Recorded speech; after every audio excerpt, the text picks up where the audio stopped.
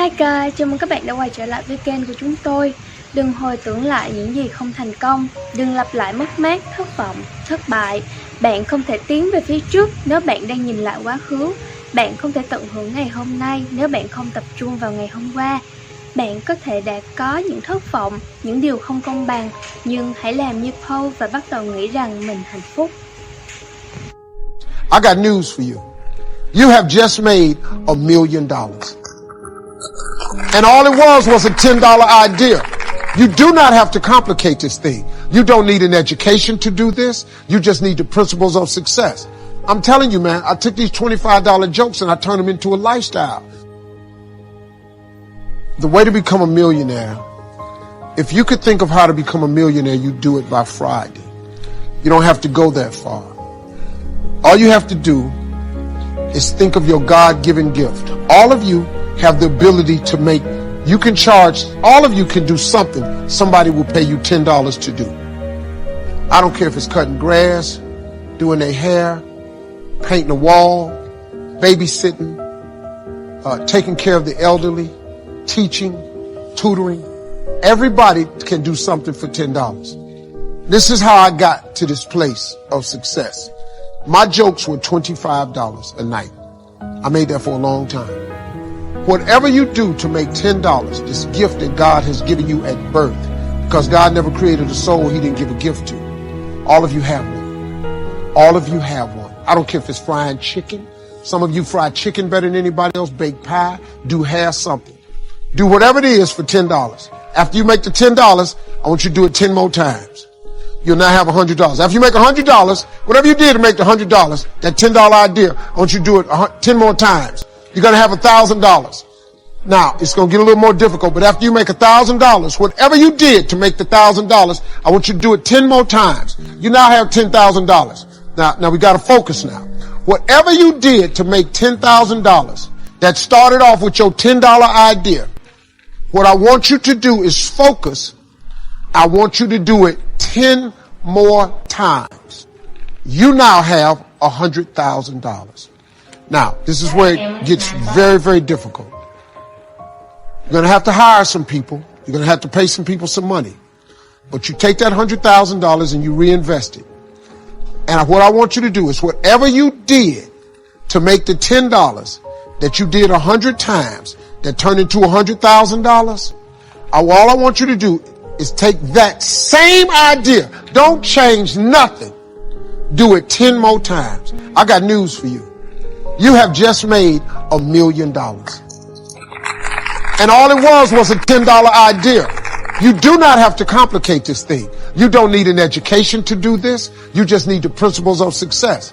I'm telling you, man, I took these $25 jokes and I turned them into a lifestyle. You can take this God-given gift that he gave you and stop thinking of how to make $1 million. Just go make $10 and do everything 10 times as hard. Now, it's going to be hard. Understand that. It's going to be very hard. But you ain't got nothing else to do. Because let me tell you something about being not successful. Being not successful, that's really hard too. So you might as well apply yourself to something that has a benefit. I'm telling you, that's how you make $1 million. Quit tripping. Quit tripping. You have the way. God has already given it to you to make $10. All you got to do is do it in multiples. That's all anybody do.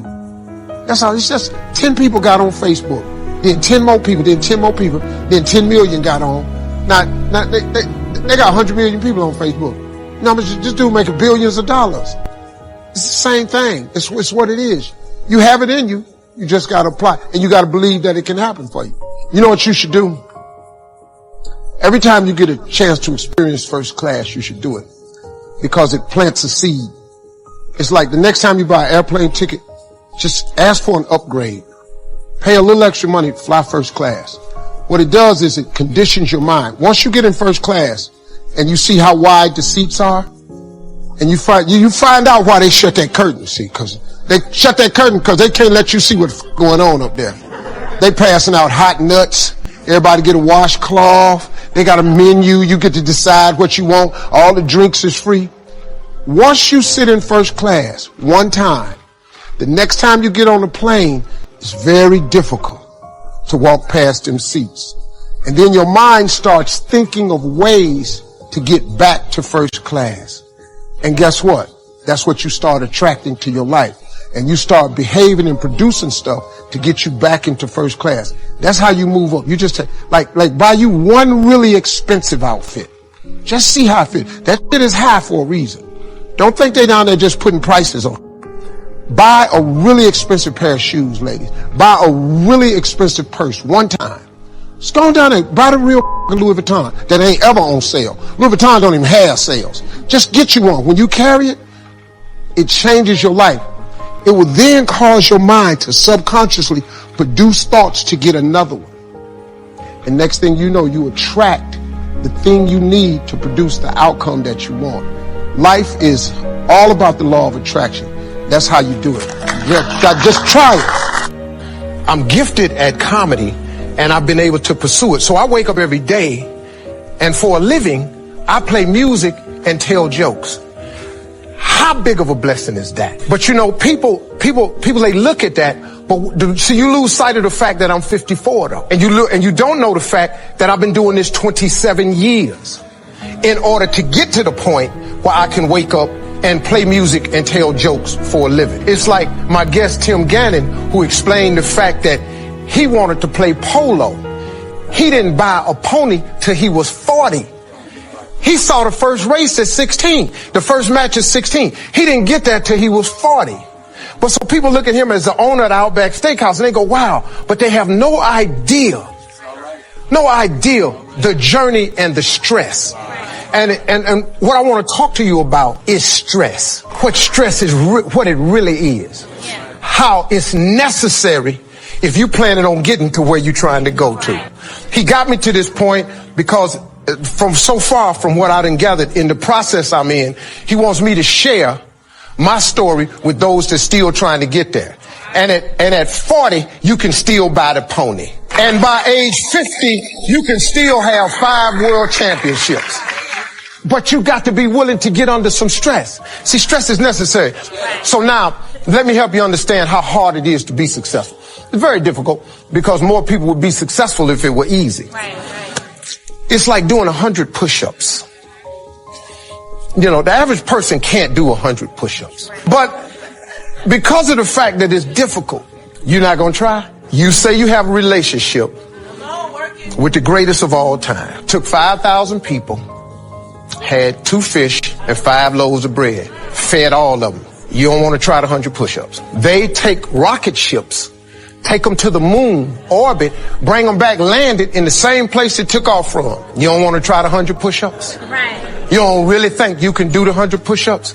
See, the thing about push-up is, once you get started, it's difficult. But let's say by the grace of God, somehow you get 20 cranked out. And then you just keep on, and then you throw some prayer in the game, and the next thing you know, you got 40 knocked out. But you steady pressing. What you don't see is you're developing a strength with that pressing. And then somehow you get to 70, and you look up, and everything on you shaking. Your teeth is cracking. Your eyes is busting out your head. You can't believe what's happening to you. You get to 80, your clothes don't look the same no more. You somehow get to 90, and it's all coming loose now. Then, through prayer in some kind of way, you ain't got to know how. You just got to start. See, too many people try to figure out the how. Now you're trembling. You're shaking. Everything in you is about to blow up. But you done 100 push-ups. Now, somebody come to you and say, man, you say, wow, I did the 100. I'm successful now. And then you say, well, good. Now I'm successful. What I got to do to stay successful? Hold that position. After you done 100, lock and hold. But in that mere description right there, most people go, I ain't finna try that. What got me to this position is I went ahead on and tried. I didn't even have the ability. And I still have struggled. But guess what? I'm holding. But I ain't holding by myself. See, you keep going to church and you keep memorizing these scriptures, but you got to put them to application. If he all that in a bag of chips, if he can do anything but fail, why you keep bringing up the failure? It doesn't make any sense. You can have a life Ain't this a Bible verse say something about, have a life, come to Christ, you have life and have it more abundantly. Something like that, right? I don't try to do that, because what I don't do is I don't put myself in Bible verses that ain't got nothing to do with me. You know what I'm saying? Some of y'all always want to plug yourself into all the scriptures. Some of them scriptures is for people that don't do certain things, then this is the result. You ain't got to plug yourself in there. Like it's a scripture that says something about the poor will always be with you. It don't say the poor will always be with you, Steve. So why am I putting myself in that Bible verse? He just talking about if you don't believe in your heart and don't doubt. He talking about if you have faith without works is dead. He talking about if you do that. Don't put yourself in there. But if you want to justify why you poor, then you whoops that one out. I don't want to be in that one, so I don't pull it out. Stop putting yourself. It's some Bible verses that I can't really get to. Where the one about the forgiving people. Where is that? It says, then Peter came to him and asked, how many times must I forgive my brother who sins against me? As many as 7 times? Jesus said to him, not 7 times, but 70 times 7. I ain't in there. I'm just going to be real with you. Ain't no need of me lying about it. I ain't in that one, because I'm just new. I'm new at this. I'm 4'5". You got about 4'5" with me. 4, and you need to pretty much need to quit coming over here. 7 times 70. Woo! That's something to shoot for, but I ain't met that person yet. Because I have a neighbor come over and always want to ask for something. I give it to you 2-3 times.